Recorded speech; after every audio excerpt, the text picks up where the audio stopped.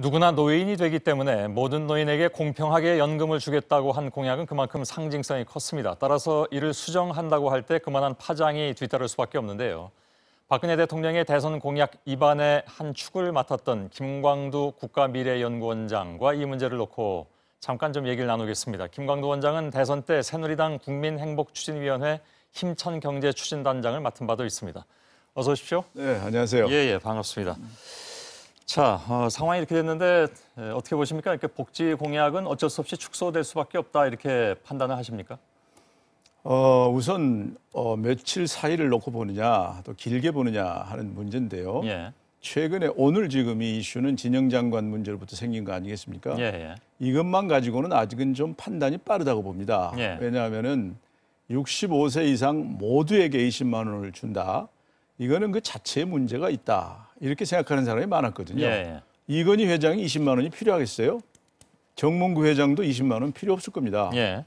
필요한 사람한테 주는 것이 기본 정신이라면 65세 이상 모두에게 준다는 것은 예. 문제가 있죠. 그럼 이제 당초 공약은 후퇴하는 걸로 봐야 되겠네요. 그러니까 당초 공약이 좀 무리다. 그렇게 볼 수가 있다고 예. 보고 그럼 저는 그때 혹시 공약 위반 단계에 같이 하시진 않으셨습니까?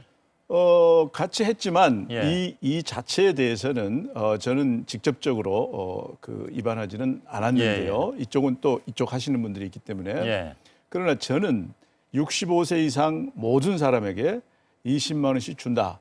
이 자체는 의미가 없다고 봅니다. 예. 필요한 사람에게 주자. 예. 그래서 이번에 오히려 70% 수준에 해당하는 분들한테 준다. 이게 좀 더 보완했다. 그렇게 예. 보는데 단 길게 보면 복지 공약이 어느 정도 재정비돼야 된다.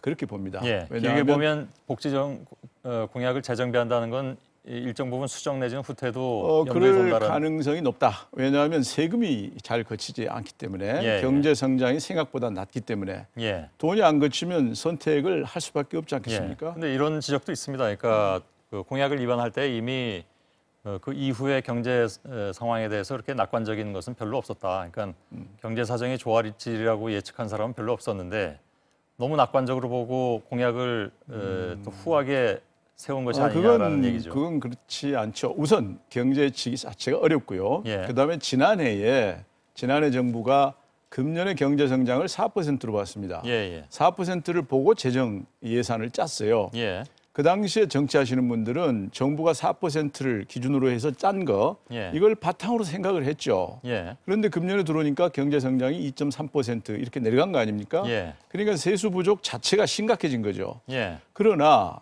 이렇다고 하더라도 지하경제 양성화를 한다든가 또는 4천만 원에서 2천만 원으로 종합과세 대상을 낮췄지 않습니까? 예. 이런 노력을 통해서 세수가 부족한 부분을 메꿔보려고 노력을 했는데 예. 그러나 워낙 경기가 안 좋다 보니까 이게 부가세 부분이라든가 예. 또 관세 부분 이런 부분에서 세금이 안 들어왔거든요. 지하경제 양성화는 이루어졌다고 보십니까? 지금? 지하경제 양성화 지금 이루고 있는 도중이죠. 예. 그런데 이 계획 자체가 그동안에도 지난해에도 지하경제 양성화라는 걸 통해서 5조의 세수를 더 거뒀어요. 예. 지금 이 계획은 매년 5조 4천억을 추가로 더 걷겠다는 계획입니다. 예. 그렇기 때문에 양성화의 정도를 더 높인다는 건데 예. 이게 이제 현실성 문제는 좀 있어요. 그만큼 거칠 수 있느냐 없느냐. 예. 그러나 지금까지 노력은 했죠. 지금 세무조 때문에 얼마나 많이들 고생하고 있습니까? 예. 노력의 일환 아니겠어요? 예. 또 전두환 대통령 세금 낸다고 그랬지 않습니까? 그 전에 못 냈잖아요. 예. 다른 분들도 마찬가지 아닙니까? 그것만 가지고는 사실은 전체 재원을 확보하는 데는 모자라죠. 태부적이겠죠. 모자라죠. 예. 그렇기 때문에 고민하는 거 아니겠어요? 예. 그래서 지하경제 양성화든 또 어떤 방법론이든 세원 또 발굴한다든가 그 모든 것이 그 당시에 이제 문제 제기하는 사람들의 입장에서는 여태까지 안 해왔던 것도 아니고 다 해왔던 것인데 상당 부분 어려웠다. 따라서 그것을 전체 방법론으로 세워서는 곤란하지 않겠느냐. 그래서 그때 이제 증세 얘기도 나왔었고요. 또 김광도 원장께서는 다른 인터뷰에서 뭐 어차피 증세는 언젠간 얘기해야 되지 않겠냐라고 말씀하신 바가 있는 걸로 알고 있는데 그 시기가 이제 다 왔다고 생각하십니까 혹시? 증세에 관해서는 이제 방법론 문제가 반드시 같이 가야 이게 되는 겁니다.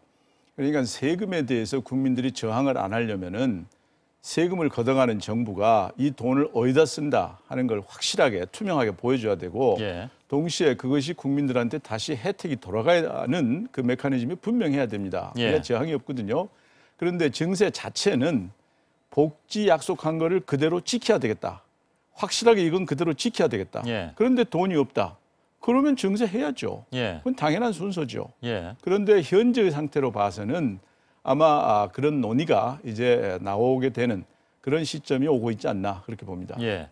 증세 얘기는 사실 지난번에 3자 회담에서도 얘기가 나온 바가 있습니다. 네. 물론 이제 법인세라든가 이런 것에 대해서는 박 대통령은 부정적인 것으로 알고 있습니다만. 근데 김광도 원장께서는 이미 그 정권 초부터 증세의 가능성을 말씀해 오셨기 네, 때문에. 그렇죠. 근데 박근혜 대통령은 증세는 안 한다라는 것이 공약이었고. 네. 다시 말하면 증세를 하면 공약을 위반하는 것이 되고 증세를 하지 않고 그 복지를 축소해도 또 공약을 위반하는 것이 되고 어떻게 하는 것이 맞다고 그러니까 보십니까? 처음부터 복지 공약을 지킨다 예. 이거를 강조하셨던 걸로 저는 기억합니다. 예. 그런데 많은 사람들이 세금이 덜 거치는데 어떻게 할 겁니까? 거기에 대한 대답이 그러나 최선을 다해서 증세 안 하고 한번 복지 공약을 지켜보겠다. 예. 그게 대답이었거든요. 예. 그런데 그것은 전제 조건이 지하경제 양성화 또는 그 감면 이걸 좀 줄이는 거 예. 또는 세출 줄이는 것이 좀 비교적 원활하게 될 거다 예. 하는 전제가 깔려 있지 않았나 봅니다. 예. 그런데 이제 막상 해보니까 뭐 국회에서 그 FIU법 이런 것도 좀 문제가 생겼고 예. 또 세수 이거를 하려고 세무조사를 지나치게 하니까 예. 중소기업들이 특히 굉장히 고통스러워하고 예. 세출 문제는 또 이게 SOC 부분에서 많이 줄여야 되거든요. 예. 그러니까 그것은 각 지역에서 또한 반발이 많고 그래서 처음에 대통령께서 생각하셨던 만큼 이게 원활하게 돌아가지 않는 그런 측면이 지금 생겼다. 예. 더욱이 4% 성장을 전제로 세금 수입을 생각했는데 예. 2.3%, 2.5% 이렇게 되니까 거기에서 예. 또 차질이 생겼다. 아까도 말씀드렸습니다만 4% 성장에 대해서는 다 비판적이었습니다. 네, 그때 네. 기억하기에도. 네. 따라서 그것을 꼭 기준으로 해서 공약을 개발한 것이 맞는 것이냐에 대한 논란이 있을 수 있고요. 또 하나는 기본적으로 지금 그 정부가 출범한 지 반년 조금 넘은 상황인데 네. 특히 가장 중요한 것으로 내세웠던 복지 공약이 벌써부터 이렇게 흔들린다는 것은 그건 좀 문제가 있지 않느냐.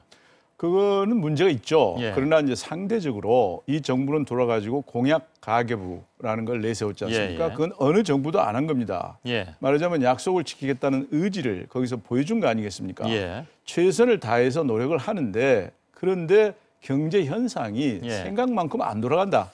그렇기 때문에 세금이 생각보다 훨씬 안 들어오는 문제가 지금 생겼단 말입니다. 예. 거기에서 이제 흔들리게 됐고 그래서 그럼 이걸 어떻게 할 거냐? 예. 그게 지금부터 고민이고 예. 이번에 그 보건복지부에서 예, 예. 이제 그 노령연금 문제를 손댄 것도 그러한 고민의 일환이다 그렇게 봅니다. 예.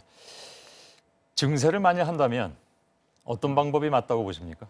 그 많은 논의를 해야죠. 예. 그런데 한 가지 이제 증세를 한다고 할 때 한 가지는 우리가 염두에 두고 해야 됩니다. 예. 뭐냐 하면 어디에다 증세해야 되느냐 이거를 할 때 예. 국가 경쟁력에 대한 배려를 해야 됩니다. 예. 우리가 중국하고 경쟁하고 있지 않습니까? 그 말씀은 예를 들면 법인세 같은 것은 손대서는 안 된다라는 말씀이신가요? 손대서는 안 된다기보다 다른 나라 법인세 수준은 어떻게 돼 있는지 예. 그걸 보고 해야 된다. 예. 이런 얘기가 되는 거고요. 실효세 법인세 중에 실효세 부분에 있어서는 다른 OECD 국가들보다 훨씬 떨어진다는 통계가 이미 나와 그런데 그 있습니다. 내용을 들어가 보면은 예. R&D에 대한 배려들이 많이 연금 들어 있어요. 투자요. 예. 그렇기 때문에 우리 입장에서 다른 선진국하고 비교해서 예. R&D에 관해서 전략적 고려를 하지 않아도 되는 것인지 예. 이런 고민이 같이 거기에 가야 되는 거고 근데 또 예를 하나는 들어서 부자 증세 얘기를 많이 하잖아요. 예, 예.